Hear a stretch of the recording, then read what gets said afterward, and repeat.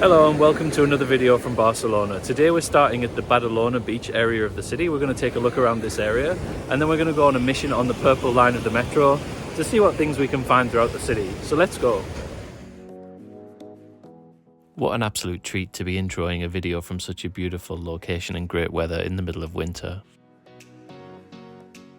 Badalona is a municipality to the northeast of Barcelona and is home to over 200,000 people. As much as I'd like to laze around on this beach for the rest of the day, unfortunately we don't have time because there's a lot of ground that needs to be covered. The streets leading up to the metro station, really nice, pleasant, cool architecture. This seems like a really nice area to me. And in this sort of central square is where we're going to find our first station. So it's quite a nice little area with the beach and then this big square around the metro station. I had read online that this was one of the rougher areas, I think. Correct me if I'm wrong. But I think at night it's meant to be one of the rougher areas. But it seems pretty nice during the day anyway. So let's go and get a ticket and get on the purple line. So as usual in these Metro Line videos, the first thing we need to do is purchase a ticket. You can see a little map of the Purple Line stations here and the ticket machines. There are a range of tickets that you can choose from for Barcelona. For this particular trip, I'm using the T-Casual, which is €11.35 for 10 journeys. But if you're going to go to Barcelona, it depends how many times you're going to get on and off the metro, how much you plan to use it. There are 2, 3, 4 and 5 day tickets as well that work out somewhere in the region of €7 to €8 each per day. At current value, it's probably going to go up. But you need to really work out how long you're staying, how much you're going to use it, as to which one is the best value for you. End stations are always kind of quirky because do they have some kind of storage that's past the station, or do they just have open trains, as you can see here, that's just standing there? Anyway, we're going to get on the train and start this journey.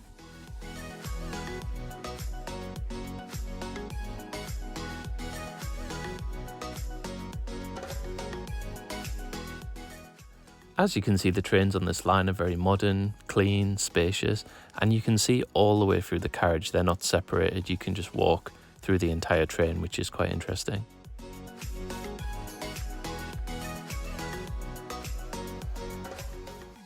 We're now getting off at Encant station to have a look around this area and see what we can find.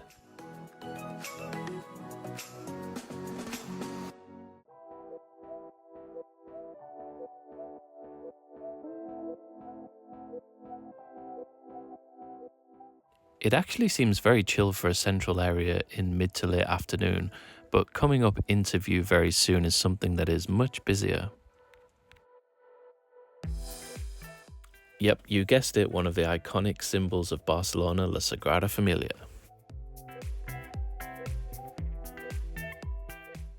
One of Antoni Gaudi's most iconic works, this giant basilica has been under construction since 1882 and is not expected to be completed for quite some time yet.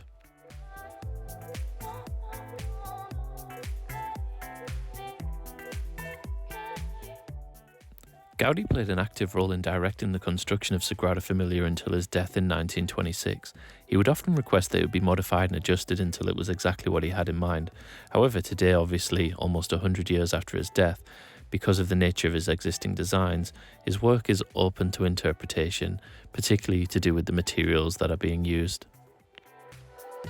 Obviously, it's an absolute must visit if you're in Barcelona, and if you have time to tackle the queues, go inside as well.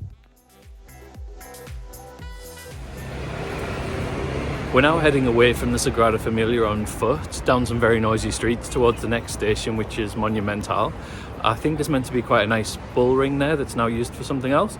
So let's go and check that out and hope that it's as monumental as the name suggests.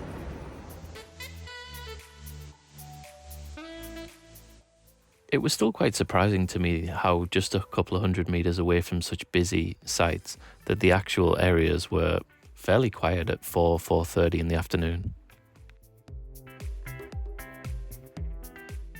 Here we're approaching the bull ring, and famous last words, this area seems a lot busier and there's tons of traffic.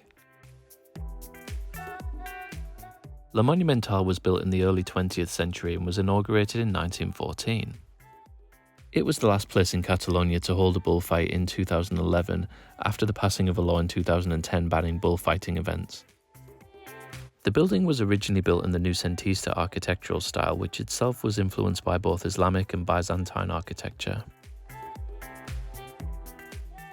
It's one of the larger public arenas in Barcelona with a capacity of almost 20,000 for bullfights, well, when they were allowed, and almost 25,000 for events such as rock concerts, with part of the ring being used as seating capacity. Also, if you're interested in seeing what's on the inside, it costs about €6 to go and take a look.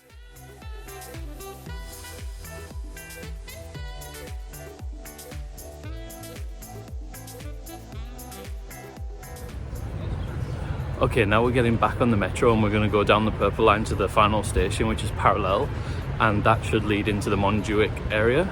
We shall see if it's going to be too late or not. It's already 5:15, so it's getting dark soon. So let's see if we can get there.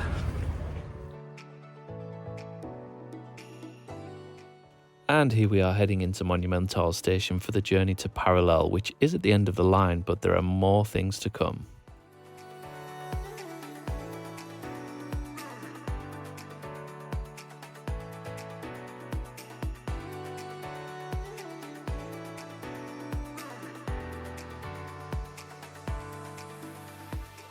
As we head into Parallel and the train clears out, we are going to be looking for the Funicular, which is connected directly to the end of the purple line.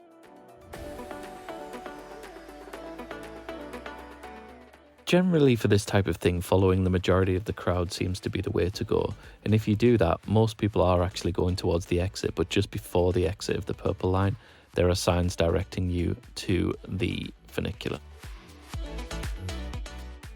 So this is also all using the exact same ticket. You don't need to pass any barriers, you don't need to do anything else. Just go under that sign, Funicular de Montjuic, and then go towards the carriage itself and get in. There's no other barriers or anything to pay. After a few minutes of filling up with passengers from the metro, the Funicular gets on its way up the hill.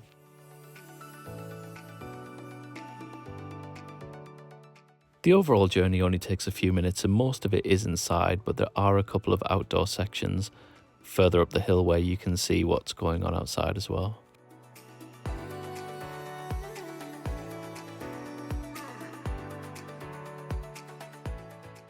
And here we are arriving at the top station of the Funicular.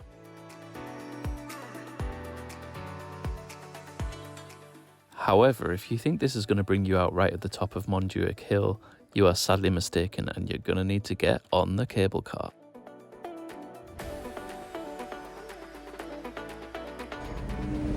So now we've hopped out of the Funicular and straight into the cable car, which is right next door to it. So the Funicular is just an extension of the metro of the Purple Line. Without going out of the gates, you can just go straight into the Funicular, which is just like a metro train but goes up the hill.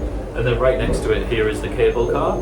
The cable car costs €10 one way. Hopefully we're not going to die, but we've just jumped straight into it. I think it closes in about 10 minutes and we're going up to the top, hopefully to see some cool stuff on Montjuic.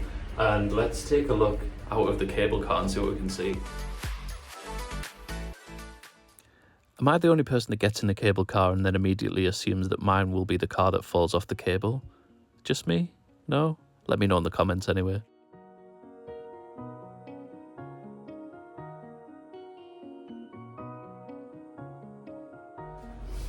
I'm not actually the biggest fan of cable cars because they always seem a little bit rickety, like they might just go and plummet to the floor, particularly when you're in one by yourself, which makes it great for filming, but also who wants to die alone with a cable car that's just like fallen to the ground? But anyway, look at the view in the background, absolutely stunning. We're getting a good sunset over Barcelona.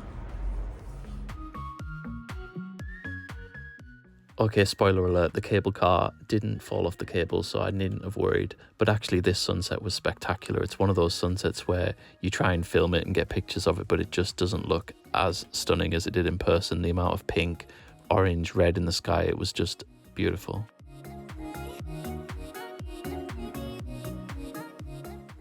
About halfway up, the cable cars roll into this little turning station and then begin their final ascent towards the top of Montjuic.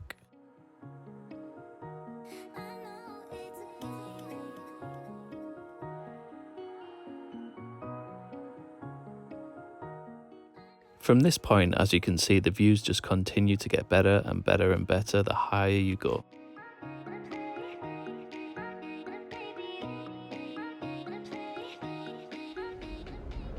So the views are absolutely spectacular. Check that out behind me.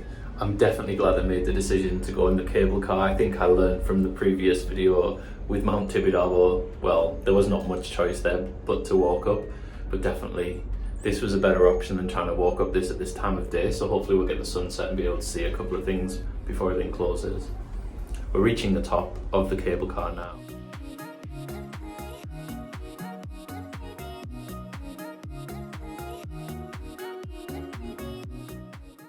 And after disembarking the cable cars all in one piece, it's time to check out what's at the top.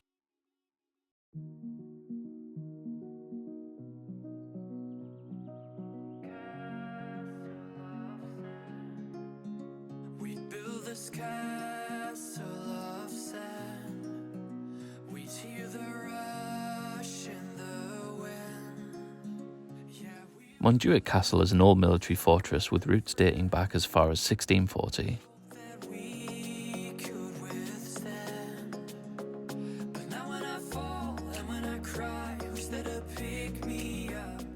And what a location to build it in, both strategically, I guess, because of its height and position, but also stunning views over the city at sunset.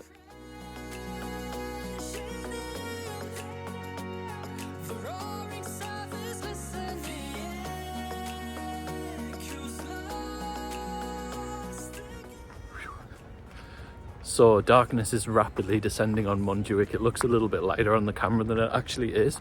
Even the sunset doesn't quite come out as well as it seems in person. There are a few more things I'd like to try and see before it gets totally dark, or hopefully they might be lit if it does get dark, which is the Montjuic Cemetery. A little bit of the remnants of the 1992 Olympics. I think there's still a stadium, and then also the Montjuic fountains. So we'll see if we can find one, two, or all of those before the darkness hits. So we're gonna head, I think, towards the cemetery now, down the other side of the Montjuic Hill. Definitely one of the trickiest things about filming in the winter months is just the darkness descends so much quicker and you don't have as many hours to actually do the things that you want to fit in.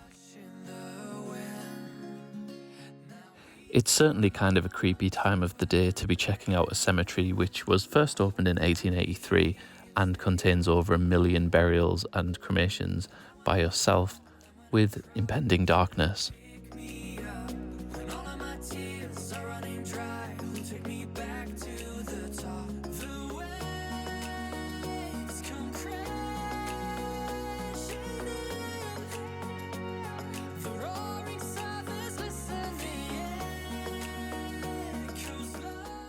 As you can see from the footage, this area of Montjuic Hill is kind of a mixture of the cemetery and then also well-lit sporting facilities, so it's an interesting mix, let's say that.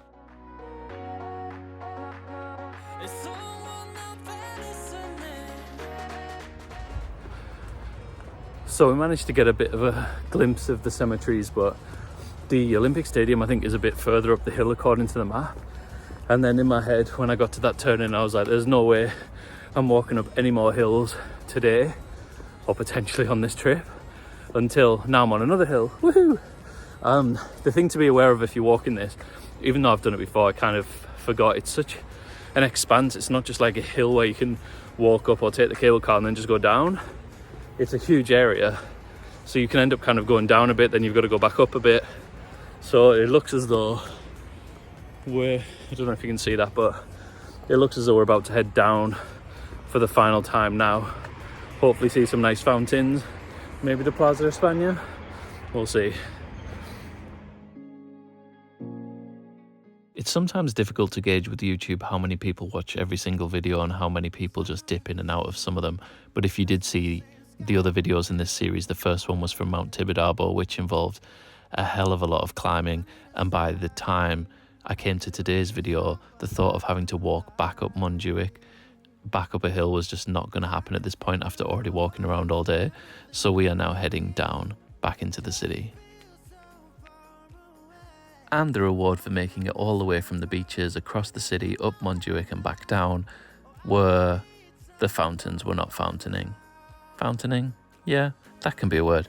Yeah, I'm not sure if this was to do with out of season or the time of day or what, but we were not getting any waterworks. But hey, can't complain too much. We've seen a lot today.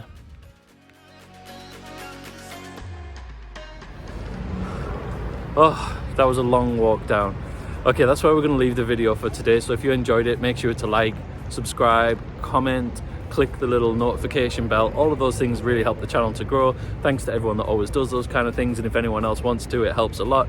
I will catch you in the next video from Barcelona. Goodbye.